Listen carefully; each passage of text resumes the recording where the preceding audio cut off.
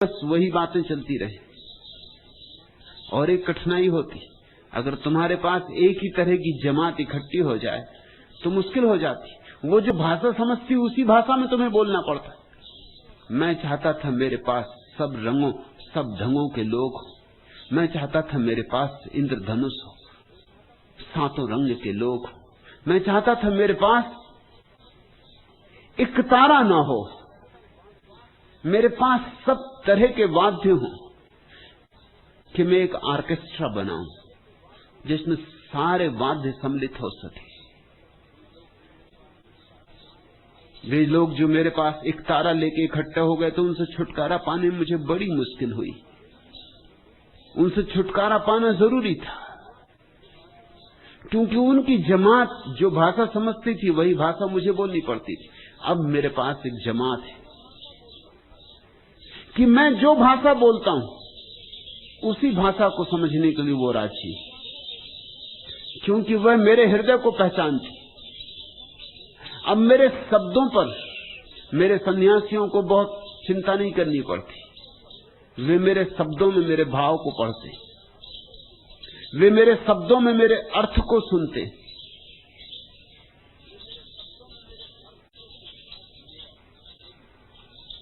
अब मेरा शून्य मेरे सन्यासियों को सुनाई पड़ने लगा है। मैं प्रसन्न हूं, क्योंकि अब मुझे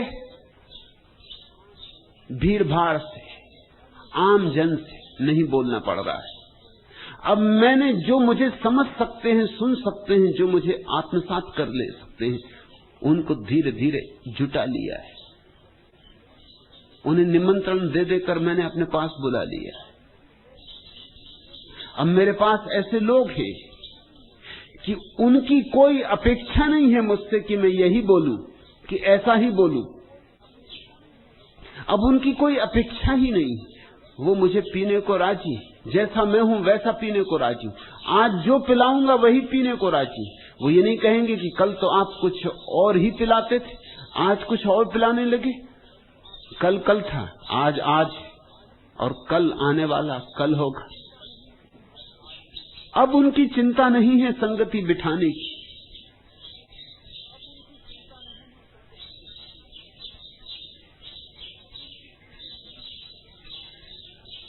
यह जरा कठिन मामला है,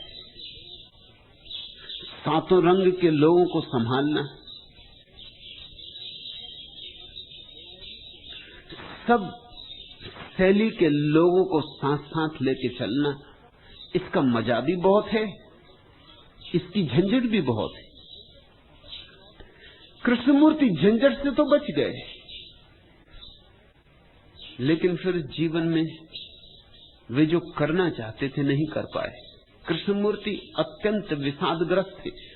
अपने लिए नहीं, अपने लिए तो दिया जल गया, बात पूरी हो गई। उनका विषाद यह है कि वे किसी और का दिया नहीं जला पाए,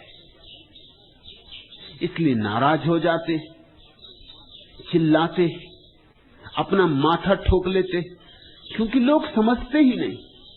लेकिन इसमें कसूर सिर्फ लोगों का नहीं। कृष्णमूर्ति ने जिस तरह की बातें कही उस तरह के लोग इकट्ठे हो गए। ये वे लोग हैं जो बदलने की आकांक्षा ही नहीं रखते। ये तो सिर्फ सुनने आते, ये तो सिर्फ कुछ और थोड़ी बातें संग्रहित हो जाएं, थोड़ा पांडित्य और बढ़ जाए इसलिए आते, इनकी विश्लेषण की क्षमता थोड़ी और प्रखर हो जाए इसलिए आते। ये अहंकारियों की जमात है, क्योंकि कृष्णमूर्ति कहते हैं किसी को गुरु बनाने की आवश्यकता नहीं, कहीं समर्पण करने की कोई आवश्यकता नहीं। तो उन लोगों की जमात कृष्णमूर्ति के पास इकट्ठी हो जाती जो समर्पण करने में असमर्थ है, और जिनका अहंकार इतना मजबूत है कि जो किसी के सामने झुक नहीं सकते। उनके लिए कृष्णमूर्ति की बात बड़ा आवरण बन जाती, बड़ा सुंदर आवरण। वो कहते हैं झुकने की जरूरत ही नहीं, इसलिए हम नहीं झुकते। बात कुछ और है, झुक नहीं सकते हैं इसलिए नहीं झुकते। लेकिन अब एक तर्क हाथ आ गया कि झुकने की कोई जरूरत ही नहीं, समर्पण आवश्यक ही नहीं, इसलिए हम समर्पण नहीं करते। सच्चाई कुछ और है। समर्पण करना हर किसी के बस की बात नहीं, बड़ा साहस चाहिए, अपने को मिटाने का साहस चाहिए।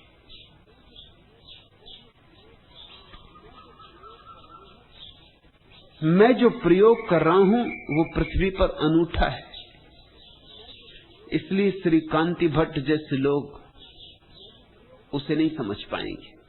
मैं जो प्रयोग कर रहा हूं उसे समझने में सदियां लग जाएंगी। अब तक दुनिया में बहुत प्रयोग हुए। बुद्ध ने एक भाषा बोली, संगत भाषा, एक तरह के लोग इकट्ठे हो गए। महावीर ने दूसरी भाषा बोली, संगत भाषा, दूसरे तरह के लोग इकट्ठे हो गए। चैतन्य ने तीसरी भाषा बोली, संगत भाषा, तीसरे तरह के लोग इकट्ठे हो गए। चैतन्य के पास जो लोग इकट्ठे हुए वो झांझ, मंजीरा, ढोलक, मृदंग लेके इकट्ठे हुए, नाचे गाए। बुद्ध के पास जो लोग इकट्ठे हुए उन्होंने विपस्सना की, आंख बंद की, शांत होकर बैठे। महावीर के पास जो इकट्ठे हुए उन्होंने उपवास किया, शरीर की शुद्धि की। अलग अलग लोग, उनकी अलग अलग विधि, उनके अनुकूल लोग इकट्ठे होते रहे। मैं जो प्रयोग कर रहा हूं वो अनूठा है, कभी किया नहीं गया। कभी किसी ने इतनी झंझट मोल लेना चाहिए भी नहीं। यहां विपस्सना भी चल रहा है। जो लोग शांत बैठना चाहते हैं, मौन होना चाहते हैं, उनके लिए भी द्वार है। जो लोग नाचना चाहते हैं मृदंग की थाप पर, उनके लिए भी द्वार है।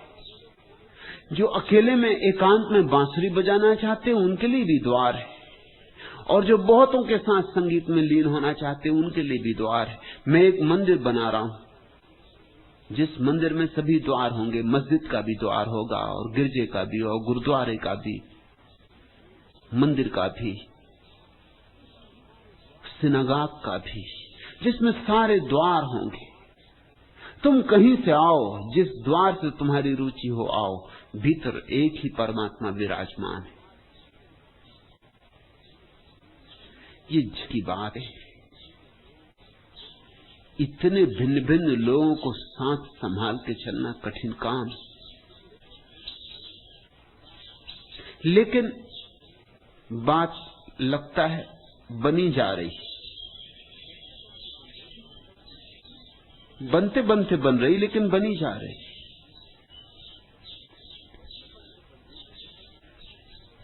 मुल्ला नसरुद्दीन ने अपनी आदत के अनुसार जैसे ही संगीत सम्मेलन में आलाप भरा, एक श्रोता खड़ा हो गया और विनम्र स्वर में बोला,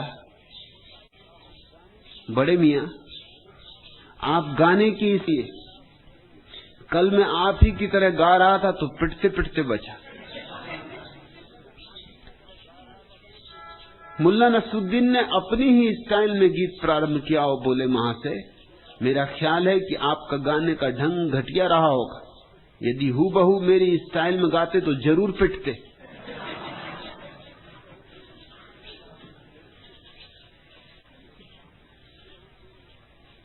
मेरे पास जो घटित हो रहा है वह अघटित होने जैसी बात है। उसे समझने में सदियां लगी थी। उसे संबुद्धि पर्याप्त नहीं होगी, हृदय की गहराई चाहिए होगी। उसे समझने में सिर्फ तर्क काम नहीं देगा, क्योंकि मेरे पास जो लोग इकट्ठे हो रहे हैं वो बुद्धिमत्ता का अर्क नहीं है, समग्रता का अर्क है। उसमें उनका तन भी जुड़ा है, उसमें उनका मस्तिष्क भी जुड़ा है, उसमें उनका हृदय भी जुड़ा है, उसमें उनकी आत्मा भी जुड़ी। कृष्णमूर्ति के पास जो लोग इकट्ठे हो रहे हैं वो बुद्धिमत्ता के अर्क है। मेरे पास जो लोग इकट्ठे हो रहे हैं वो समग्रता के अर्क है। यह बात और है। ये बड़ा आकाश कोई छोटा आंगन नहीं है। छोटे आंगन को साफ सुथरा रखा जा सकता है,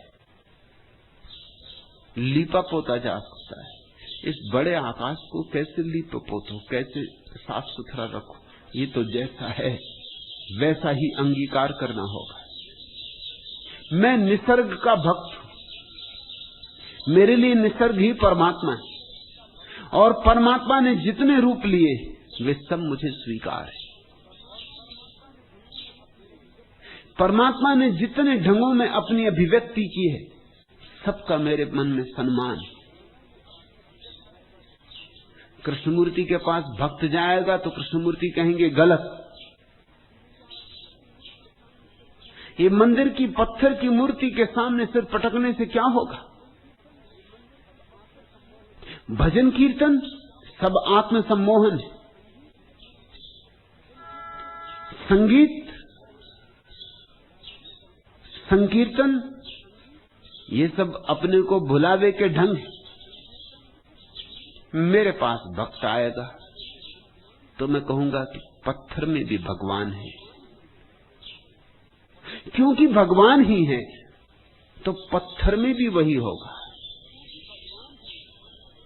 लेकिन पत्थर में तुम्हें तब दिखाई पड़ेगा जब तुम्हें अपने में दिखाई पड़ने लगेगा, अन्यथा पूजा पड़ता, अपनी पत्नी में नहीं दिखाई पड़ता, अपने बच्चे में नहीं दिखाई पड़ता, तुम्हें मंदिर की मूर्ति में कैसे दिखाई पड़ेगा। हां, पत्थर में भी जरूर भगवान है, क्योंकि भगवान अस्तित्व का ही दूसरा नाम है, और पत्थर भी है उतना ही जितना मैं हूं, जितने तुम हो। तो पत्थर के होने में ही तो भगवत्ता है उसकी, मगर पत्थर में देखने के लिए जरा गहरी आंख चाहिए पड़ेगी। अभी तो तुम्हारे पास इतनी थोथी आंखें हैं कि जीवंत मनुष्यों में भी नहीं दिखाई पड़ता, पशु पक्षियों में नहीं दिखाई पड़ता, फिर सभी पत्थरों में भी नहीं दिखाई पड़ता।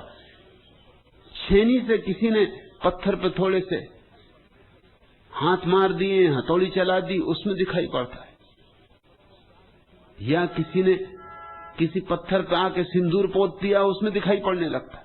सिर्फ सिंदूर पोतने से तुम्हें पता है, जब पहली दफा अंग्रेजों ने भारत में रास्ते बनाए और मील के पत्थर लगाए तो बड़ी मुश्किल खड़ी हो गई, क्योंकि मील के पत्थर लगाए, लाल रंग से रंगा, गांवों से रास्ते गुजरे, और जिस पत्थर पे भी लाल रंग पुता उसी पे फूल चढ़ा के लोग हनुमान जी समझते। अंग्रेज बड़ी मुश्किल में पड़ गए कि करना क्या। लोग नारियल फोड़े और अंग्रेज पे तो लिखे मील का पत्थर, तो मील कितने मील, आने वाला नगर कितनी दूर, लेकिन गांव के लोग हर महीने 2 महीने में उस पर सिंदूर पोत दें, क्योंकि हनुमान जी को सिंदूर चढ़ाना ही पड़ता है। परत पे परत, जरा सिंदूर पोत दिया तो पत्थर एकदम हनुमान जी हो जाते। और ऐसे तुम्हें हनुमान जी मिल जाए कहीं रास्ते में तो तुम ऐसे भागोगे,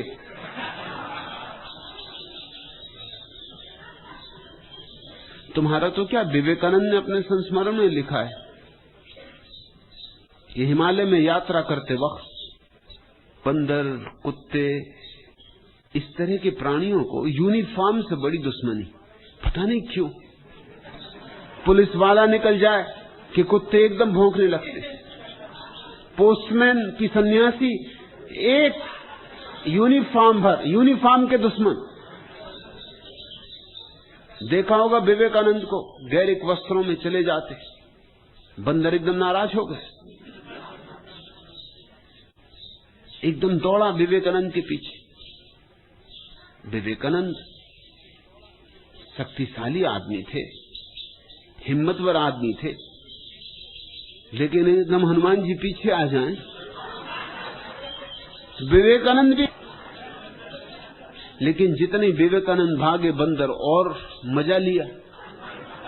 जब कोई भाग रहा हो तो भागते के पीछे तो कोई भी भागने लगता, भगाने वाले कोई भी मिल जाएंगे, फिर बंदर और मजा लेने लगा। फिर विवेकानंद को लगा कि अगर मैं और भागा तो ये हमला करेगा। कोई और रास्ता न देखकर, पहाड़ी सन्नाटा, कोई रास्ता नहीं भागने का, बचने का, कोई आदमी दिखाई पड़ता नहीं, सोचा अब एक ही उपाय है कि डट के खड़ा हो जाऊं, अब जो कुछ करेंगे हनुमान जी सो करेंगे। लौट के खड़े हो गए, लौट के खुद खड़े हुए तो बंदर भी लौट के खड़ा हो गए। बंदर ही तो ठहरा आखिर।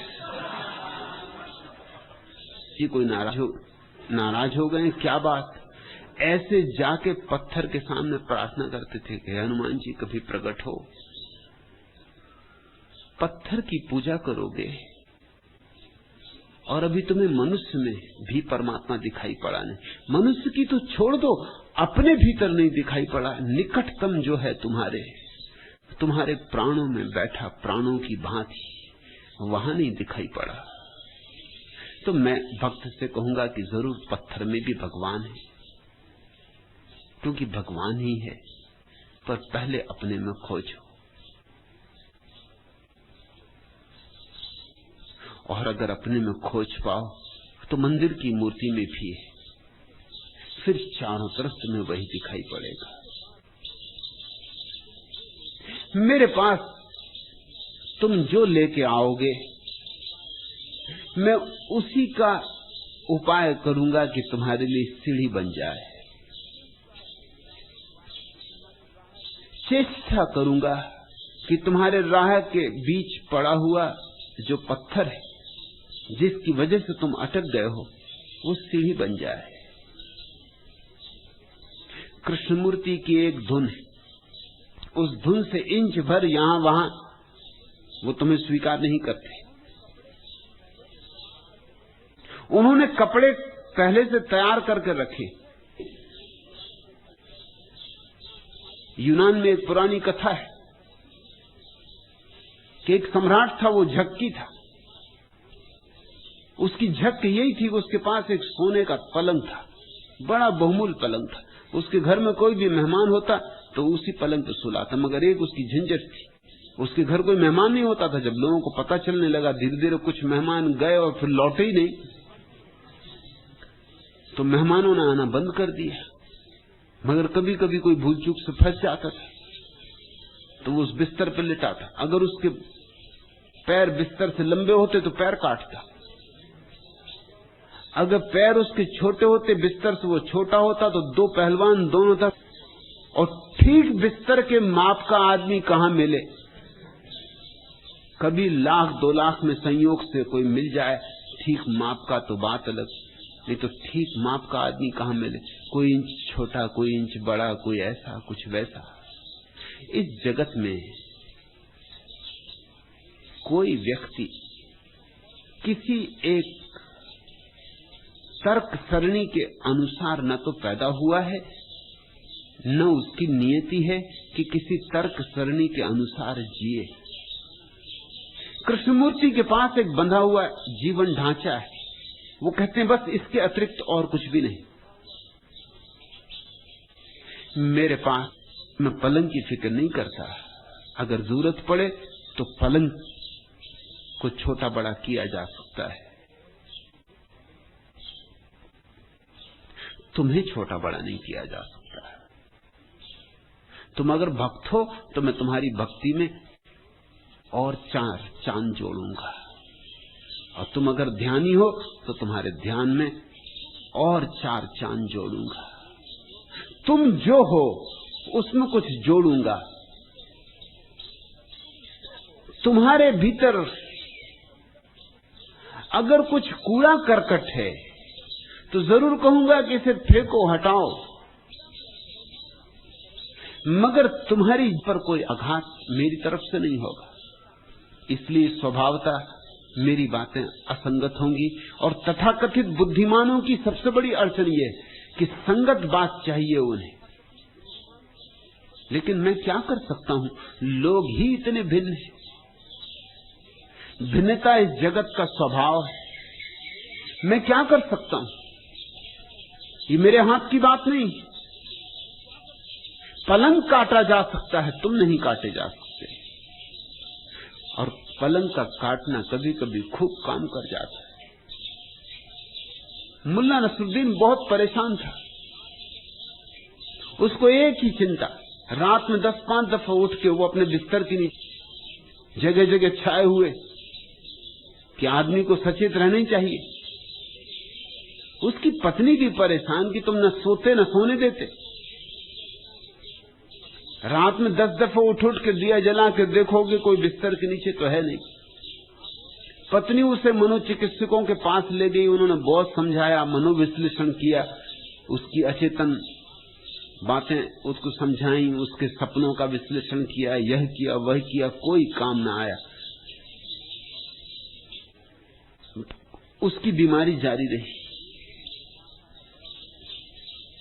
फिर एक दिन मेरे पास आया, बड़ा प्रसन्न था और कहने लगा मेरी सास आई और उसने मामला मिनट में रफा दफा कहिए कि उठा के आरा और मेरे बिस्तर की चारों टांगें काट दी। अब मेरा बिस्तर जमीन पर रखा, अब उसके नीचे कोई छिप नहीं सकता। बड़े बड़े मनोवैज्ञानिक हार गए। अब मैं उठना भी चाहूं तो बेकार। पुरानी आदत से नींद भी खुल जाती तो मैं सोचता हूं क्या सास, नीचे कोई छिप ही नहीं सकता, उसने पैर ही उड़ा दिए, बिस्तर ही जमीन पे लगा दिए। बिस्तर के पैर काटने हो काट लो, बिस्तर को छोटा करना हो छोटा कर लो, बड़ा करना हो बड़ा कर लो। आदमी को साबित छोड़ो, आदमी के प्रति सम्मान रखो और आदमी की तुम मिलाओगे और उन सब के बीच तुम सोचना चाहोगे कि कोई एक विचार की व्यवस्था खड़ी हो जाए तो नहीं हो सकेगी।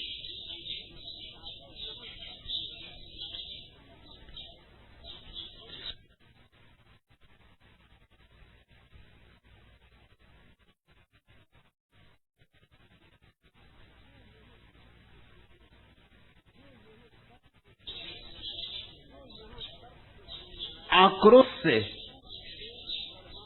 अपनी खूब तेज तर्रार रचनाएं, अपनी कविताएं, अपनी शायरी बड़ी देर तक सुनाता रहा। जनता चिल्लाती भी रही कि बंद करो, मगर जनता जितनी चिल्लाए बंद करो उतनी ही जोर आवाज से वो अपनी कविता सुनाए, वो उतने और आक्रोश में आता गया। लोग ताली बजाएं इसलिए कि भाई बंद करो, मगर वो समझे कि प्रशंसा की जा रही। आखिर एक आदमी खड़ा हुआ और उसने कहा कि बड़े मियां, आप काव्य पाठ बंद करते। साहब, कविता पढ़ना बंद किए तो मुझे 1 घंटा हो चुका है।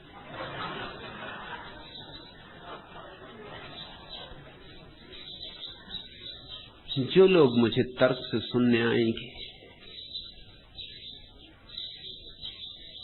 जो गणित बिठाएंगे, वो विक्षिप्त हो जाएंगे। जो मुझे भाव से सुनेंगे, ये सत्संग है, यहां कोई शिक्षण नहीं दिया जा रहा है। यहां मैं अपने को बांट रहा हूं, कोई शिक्षा नहीं बांट रहा हूं। यहां अपने को लुटा रहा हूं, कोई सिद्धांत नहीं दे रहा हूं। सत्य का हस्तांतरण हो। यह तो दीवानों की बस्ती है और दीवानों के लिए निमंत्रण। यहां अहंकारी आएंगे, अपने आप लौट जाएंगे, क्योंकि समर्पण यहां सूत्र है। यहां अहंकारी आएंगे और उन्हें मेरी बात सुनाई भी नहीं पड़ेगी, क्योंकि यहां शिष्यत्व के बिना कोई बात सुनाई पड़ ही नहीं सकती। यहां तर्कवादी आएंगे और कुछ का कुछ सुनेंगे, क्योंकि यहां जो बात की जा रही है वह प्रेम की है, वह तर्क की नहीं।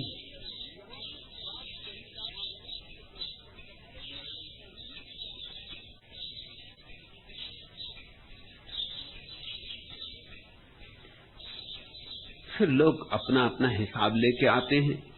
श्री कांति भट्ट आए होंगे अपना हिसाब लेके, अपने हिसाब से सुना होगा, अपने हिसाब से समझा होगा। शायद कृष्णमूर्ति उनके हृदय में बहुत ज्यादा भरे हों तो अड़चन हो गई होगी, तो तौलते रहे होंगे और जिसने तौला वह चूका। फिर मैं कुछ कहूंगा, वे कुछ समझेंगे। काव्य पाठ के पहले कृपया यह बताएं कि गधे के सिर पर कितने बाल होते हैं। मुन्ना नसरुद्दीन ने कुछ देर जिधर से आवाज आई थी उधर देखते हुए कहा, क्षमा करें, भारी भीड़ में मुझे आपका सिर दिखाई नहीं दे रहा।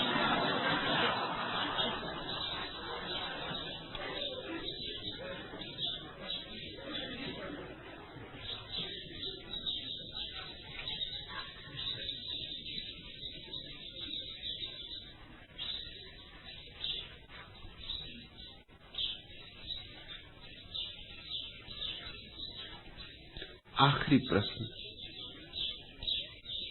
संतों की वाणी में इतना रस, यह परमात्मा ही रस का स्रोत है। रस उसका ही दूसरा नाम है। संत अपनी तो कुछ कहते नहीं, उसकी ही गुनगुनाते। संत तो वही है जिसके पास अपना कुछ कहने को बचा ही नहीं, अपना जैसा ही कुछ नहीं बचा है। संत तो बांस की पोली पोंगरी चढ़ा दी गई परमात्मा के हाथों में, अब उसे जो गीत गाना हो गा ले, न गाना हो न गाए, ऐसा बजाए कि वैसा बजाए। बांस की स्वर उसके। संत तो केवल एक माध्यम है, संत तो केवल उपकरण है। परमात्मा के हाथ में छोड़ देता अपने को, जैसे कठपुतली। तुमने कठपुतलियों का नाच देखा? छिपे हुए धागे और पीछे छिपा रहता उनको नचाने वाला, फिर कठपुतलियों को नचाता, जैसा नचाता वैसी कठपुतलियां नाचती। लड़ाता तो लड़ती, मिलाता तो मिलती, बातचीत करवाता, हजार काम लेता। अमृत है उनकी वाणी में, अमृत बरसता है, क्योंकि वे अमृत के स्रोत से जुड़ गए हैं। कमल खिलते हैं क्योंकि कमल जहां से रस पाते हैं उस स्रोत से जुड़ गए। पतझड़ के बाद यह आया है नव वसंत, वाणी में मेरी। वाणी की डालों पर भावों के फूल खिले, बहती मादक बयार, वहन करती गंधभार, सरसों के फूलों का सागर लहराया वाणी में मेरी। जीवन का गीत नया, मादक यह राग नया, कोकिल ने गाया वाणी में मेरी। जीवन अनुराग सिक्त उड़ता अरुणिम गुलाल, भावों ने वेदना के, अनुभव ने व्यथा के मील दिए हैं कपोल।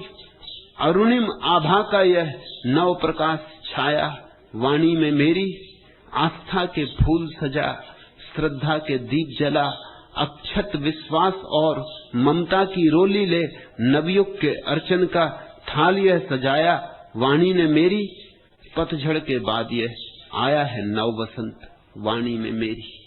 पहले झड़ जाओ पतझड़ से, पत्ते पत्ते गिर जाएं, तुम्हारा कुछ भी ना।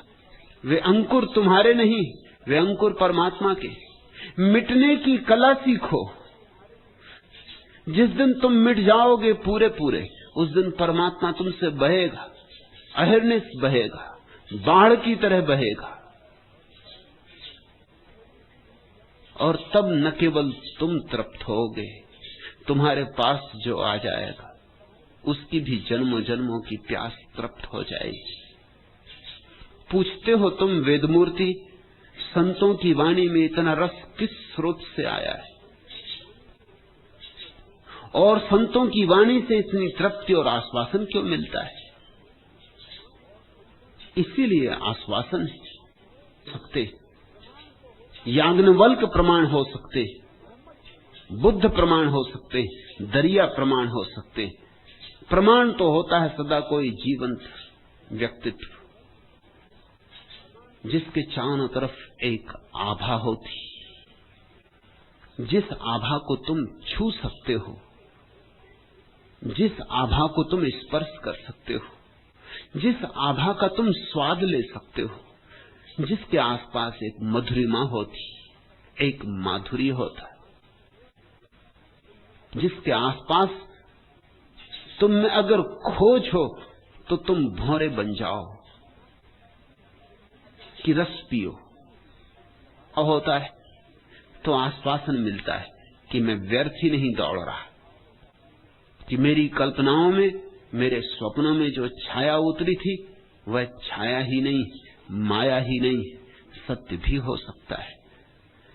जो मैंने मांगा है वह किसी को मिल गया है तो मुझे भी मिल सकता है।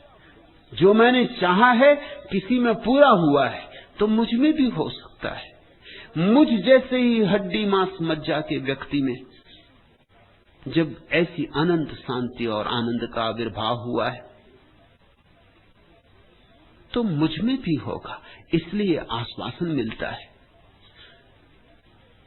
संतों के पास बैठकर शरण जहां सिर अपने से झुक जाए, झुकाना ना पड़े।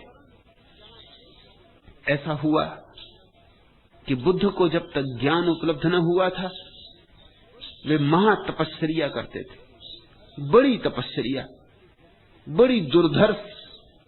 अपने शरीर को गलाते थे, सताते थे, उपवास करते थे, धूप में खड़े होते, शीत में खड़े होते, सूख गए थे। बड़ी सुंदर उनकी देह थी जिस दिन राजमहल छोड़ा था, फूल सी सुकुमार उनकी देह थी। सूख गए थे, काले हो गए थे, हड्डियां कोई गिन ले। फिर एक दिन बुद्ध को यह बोध हुआ कि ये मैं क्या कर रहा हूं, ये तो आत्मघात है जो मैं कर रहा हूं। ये कोई परमात्मा को या सत्य को पाने का उपाय तो नहीं। ये तो मैं सिर्फ अपने को नष्ट कर रहा हूं, पा क्या रहा हूं। 6 साल की निरंतर तपस्या के बाद एक दिन ये समझ में आया कि ये 6 साल मैंने यूं ही गंवाए अपने को सताने में, परेशान करने में। ये तो हिंसा है, आत्महिंसा। उसी क्षण उन्होंने उस आत्महिंसा का त्याग कर दिया। स्वभावता जो 5 शिष्य उसी आत्महिंसा से प्रभावित होकर उनके साथ थे, उन्होंने कहा ये गौतम भ्रष्ट हो गया। अभी तो पीपल के देवता को थाली भर के खीर चढ़ाऊंगी। वो गर्भिणी हो गई थी, वो सुजाता नाम की स्त्री सुस्वादु खीर बनाकर पीपल के वृक्ष को चढ़ाने आई थी। पूरे चांद की रात पीपल का वृक्ष, उसके नीचे बुद्ध विराजमान। उसने तो यही समझा कि पीपल के देवता स्वयं प्रकट होकर मेरी खीर स्वीकार कर रहे हैं। और कोई दिन होता तो बुद्ध ने इंकार कर दिया होता, क्योंकि एक तो रात थी, रात्रि भोजन। खीर को स्वीकार करते देखकर 5 शिष्य उठकर चले गए। गौतम भ्रष्ट हो गया। रात्रि भोजन, अनजान अपरिचित स्त्री के हाथ से बनी हुई खीर, पता नहीं ब्राह्मण है, शूद्र है, कौन है, क्या है। रात्रि का समय, एक बार भोजन का नियम तोड़ दिया, छोड़कर चले गए। फिर बुद्ध को उसी रात ज्ञान भी हुआ। उसी रात की पूर्णता पर सुबह होते जब सूरज का अंतिम तारा, जब रात का अंतिम तारा डूबता था और सूरज कहूं बांटूं, बहुत वर्षों तक मेरे पीछे रहे, अभागे। जब घटना घटने को थी तब छोड़कर चले गए। तो बुद्ध उनकी तलाश में निकले, उनको बामुश्किल पकड़ पाए। वो काफी दूर निकल गए थे। वो नए गुरु की तलाश में आगे बढ़ते चले गए। जिस गांव बुद्ध पहुंचते पता चलता है कि कल ही उन्होंने गांव छोड़ दिया। बस ऐसे बुद्ध उनको खोजते खोजते सारनाथ में पकड़े। इसलिए सारनाथ में बुद्ध का पहला प्रवचन हुआ, पहला धर्म चक्र प्रवर्तन हुआ। जब उन्होंने बुद्ध को आते देखा तो वो पांचों एक वृक्ष की छाया में विश्राम। नहीं, तुम भ्रष्ट हो चुके हो, हम तुम्हारा परित्याग कर चुके। लेकिन जैसे जैसे बुद्ध पास आए एक बड़ी अपूर्व घटना घटी। वो पांचों जो पीठ करके बैठे थे, कब किस अपूर्व क्षण में, किस अनजाने कारण से मुड़ गए और बुद्ध की तरफ देखने लगे पांचों। और जब बुद्ध पास आए तो उठ के खड़े हो गए, और जब बुद्ध और पास आए तो झुक कर उनके चरणों में प्रणाम किया और कहा विराजी। बुद्ध हंसे और बुद्ध ने कहा लेकिन तुमने तय किया था कि पीठ मेरी तरफ रखोगे। वह विश्वास था। विश्वास टूट भी सकता है क्योंकि ऊपरी होता है। आज श्रद्धा का अपने आप आविर्भाव हुआ। हमने कुछ किया नहीं, अपने आप हम मुड़ गए तुम्हारी तरफ, जैसे कोई चुंबक की तरफ खिंच जाए। अपने आप हम उठ के खड़े हो गए, अपने आप हम झुक गए, अपने आप तुम्हारे चरणों से सिर लग गया। संत प्रमाण। जब तुम्हें कोई ऐसा व्यक्ति मिल जाए जिसके पास अपने आप सिर झुक जाए, तो फिर समझ लेना कि वो मंदिर आ गया, वो द्वार आ गया, वो दहली आ गई। वेदमूर्ति तृप्ति है, आश्वासन है, क्योंकि संतों में प्रमाण है। रहो निश्चिंत, जब तक मैं खड़ा हूं तिमिर के तट पर, कभी भी रोशनी को खुदकशी करने नहीं दूंगा। खड़ा पुरुषार्थ पहरे पर, किरण स्वच्छंद डोलेगी। जहां भी ज्योति बंदी है वहां के द्वार खोलेगी। उजालों को अंधेरे से खरीदा जा नहीं सकता। प्रभा के पक्ष में रजनी सुबह के साथ बोलेगी। मनुज स्थापित करो अब मंदिरों में शुभ मुहूर्त है। कभी तूफान को मैं आरती वरने नहीं दूंगा। पसीने और लहू से मिलाकर जो बनाई है, ने का इरादा आदमी का है। सही अर्थों मगर जीवन धरा पर हम प्रथम जी लें। तुम्हें आश्वस्त करता हूं, पदार्थों के छली युग को कभी भी आस्था का सील में हरने नहीं दूंगा। रहो निश्चिंत, जब तक मैं खड़ा हूं तिमिर के तट पर, कभी भी रोशनी को खुदकुशी करने नहीं दूंगा। संत की उपस्थिति पर्याप्त है। जिनके पास देखने को आंखें हैं और सुनने को कान है और अनुभव करने को हृदय है, उनके लिए संत की उपस्थिति पर्याप्त है कि परमात्मा है। इसलिए आश्वासन है